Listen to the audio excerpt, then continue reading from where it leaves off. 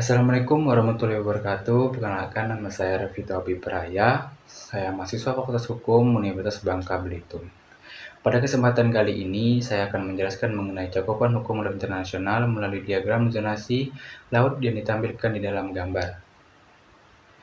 Diagram tersebut menggambarkan pembagian wilayah laut menurut Konvensi Hukum Laut Internasional atau UNCLOS 1982 yang menjadi dasar hukum global dalam mengatur bagaimana negara-negara menggunakan dan mengelola wilayah laut. Penjelasan ini akan kita uraikan secara runtut, mulai dari wilayah yang paling dekat dengan daerah wilayah laut, serta wilayah laut yang berada di luar kendali yurisdiksi negara manapun. Pembagian wilayah ini sangat penting karena tanpa zonasi, hukum laut negara akan saling berebut wilayah dan sumber daya tanpa aturan. UNCLOS 1982 hadir untuk memberikan kejelasan yang batas-batas, kewenangan negara pantai, hak lalu lintas kapal asing, serta pengaturan mengenai sumber daya alam di wilayah laut. Diagram yang kita lihat menunjukkan bagaimana laut dibagi menjadi beberapa zona utama, antara lain perairan kepulauan, laut teritorial, zona tambahan, zona ekonomi eksklusif atau ZEE, dan dasar kontinen dan laut lepas. Secara keseluruhan, zona-zona ini menunjukkan perbedaan tingkat kedaulatan, hak berdaulat, dan kebebasan internasional yang berlaku di masing-masing wilayah. Kita mulai dari bagian paling kiri diagram, yaitu perairan kepulauan atau archipelagic water. Perairan ini adalah wilayah laut yang berada di antara negara pulau-pulau suatu negara kepulauan seperti Indonesia. UNCLOS memberikan status khusus bagi negara kepulauan untuk menarik garis pangkal kepulauan yang menghubungkan titik-titik terluar pulau, baik di permukaan kolom air dasar laut maupun ruang udara di atasnya. Kapal asing memang dapat melintas melalui laut kepulauan yang telah ditetapkan. Namun, lintasan tersebut harus dilakukan secara terus-menerus, cepat, dan tidak mengganggu keamanan negara. Perairan kepulauan ini sangat penting karena menjadi fondasi negara untuk memadukan wilayah darat dan laut sebagai satu kesatuan.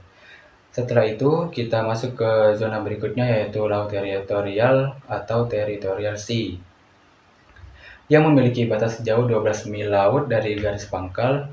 Di zona ini, negara memiliki kelautan penuh, sama seperti kedaulatan atas wilayah daratannya.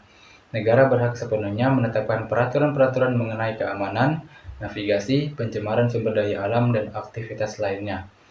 Namun, beberapa perbedaan dengan perairan pedalaman, kapal asing memiliki hak lintas damai atau in-ocean passage. Hak lintas damai berarti kapal asing boleh melintasi laut teritorial selama tidak membahayakan keamanan negara, tidak mengganggu ketertiban, dan tidak melakukan kegiatan ilegal seperti memancing, memata-matai, atau melakukan latihan militer. Laut teritorial menjadi zona kompromi atau kedaulatan negara pantai dan kepentingan pelayaran internasional agar jalur laut di dunia tetap berjalan. Baik, selanjutnya kita bergerak sedikit keluar, kita memasuki zona tambahan atau contiguous zone. Ini memiliki batas hingga 24 mil laut dari garis pangkal. Di dalam zona tambahan, negara tidak memiliki kedaulatan penuh, tetapi memiliki hak untuk menegakkan hukum laut dalam 4 bidang utama, yaitu bea cukai, imigrasi, pajak, dan regulasi kesehatan. Tujuan utamanya ialah agar dapat mencegah dan menindak pelanggaran hukum yang mungkin berdampak pada wilayah laut teritorial. Misalnya ada kapal yang mencoba untuk kabur setelah melakukan penyelundupan, negara bisa melakukan pengejaran dan menindaklanjuti di zona tambahan. Dengan kata lain, zona ini adalah wilayah pencegahan untuk melindungi ketertiban negara pantai.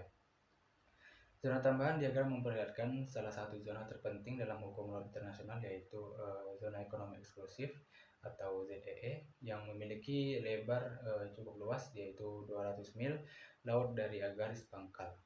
Di zona ekonomi eksklusif itu, negara tidak memiliki kelautan penuh seperti di laut teritorial, tetapi memiliki hak berdaulat untuk memanfaatkan seluruh sumber daya alam, baik hayati seperti ikan maupun non-hayati seperti minyak dan gas bumi.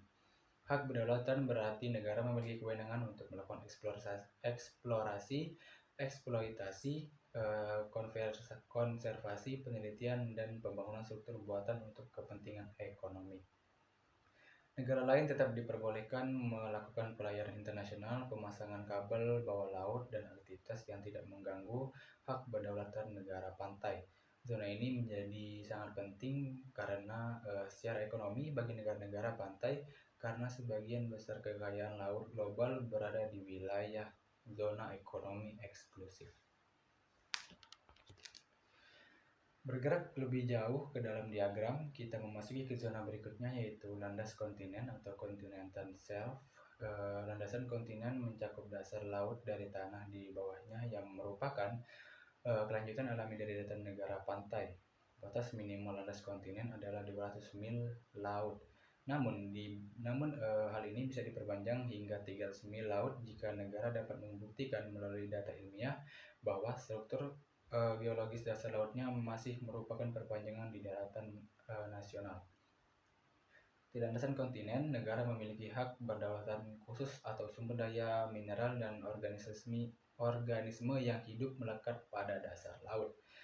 Seperti karang atau teripang, penting untuk dipahami bahwa hak atas landas kontinen bersifat otomatis, artinya negara tetap memiliki hak walaupun tidak mengumumkan atau mendeklarasikan klaim. Hal ini menunjukkan perbedaan dengan zona ekonomi eksklusif yang merupakan zona hak berdaulat di kolom air dan permukaan laut. Jika kita terus bergerak ke dalam pada diagram sebelah kanan, kita akhirnya sampai pada laut lepas atau high sea. Laut lepas itu ialah wilayah laut yang berada di luar zona ekonomi eksklusif dan tidak masuk dalam yurisdiksi negara manapun. Prinsip yang paling utama di dalam laut lepas itu ialah kebebasan. Negara berhak melakukan pelayaran, menangkap ikan, melakukan riset ilmiah, dan memasang kabel di bawah laut. Namun, kebebasan ini juga disertai tanggung jawab internasional seperti kewajiban mencegah pencemaran, melarang perbudakan dan pembajakan, serta menjaga keamanan navigasi. Laut lepas merupakan ruang global yang dimanfaatkan bersama oleh seluruh negara, sehingga aturan internasional sangat penting untuk mencegah konflik dan menjaga kelestarian lingkungan. Bagian terakhir dari diagram itu ialah wilayah dasar laut atau the area. Wilayah ini bukan lagi zona yurisdiksi negara, melainkan bagian dari laut dalam yang berada di wilayah luar batas landas kontinen negara manapun. UNCLOS mendeklarasikan bahwa dasar laut internasional adalah warisan bersama umat manusia, sehingga tidak boleh dimiliki atau diklaim negara manapun.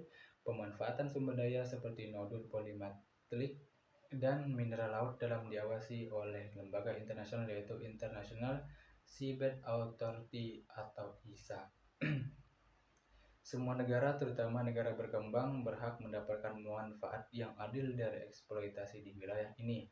Tujuan ini adalah agar laut dalam tidak hanya dikuasai oleh negara kaya dan berteknologi tinggi. Jika kita melihat keseluruhan diagram, maka kita dapat memahami bagaimana UNCLOS membagi laut berdasarkan kedalaman, jarak dari garis pangkal, dan kepentingan negara pantai maupun komunitas internasional. Semakin dekat dengan daratan, semakin besar kedaulatan negara pantai. Semakin jauh dari daratan, semakin besar kebebasan internasional. Pembagian zona ini termasuk upaya untuk menjaga keseimbangan antara kepentingan ekonomi, keamanan, dan hak kedaulatan dan kelestarian laut. Pada akhirnya, zonasi laut internasional bukan hanya pembagian ruang, tetapi juga cerminan bagaimana hukum bekerja untuk menjaga keteraturan global. Tanpa adanya aturan ini, eksploitasi laut bisa menjadi tidak terkendali dan negara-negara dapat saling mengeklaim sumber daya alam.